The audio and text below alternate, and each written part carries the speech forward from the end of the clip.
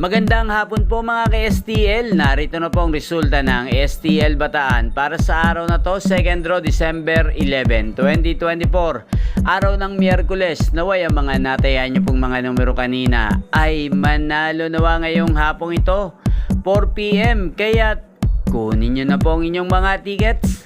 Narito na po ang resulta.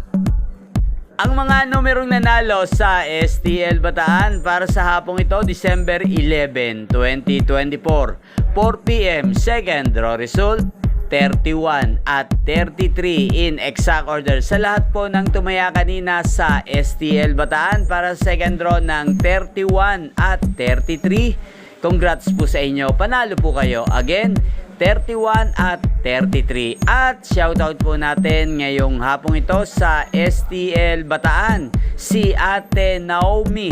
Ate Naomi ng Bataan, shoutout po sa iyo. Naway nasa mabuti ka pong kalagayan.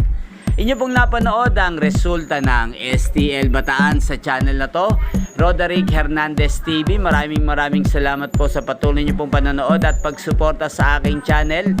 Huwag pong kalimutang mag-subscribe. Thank you for watching. Magkita-kita pong muli tayo mamayang alas 8 ng gabi dito po sa channel na to.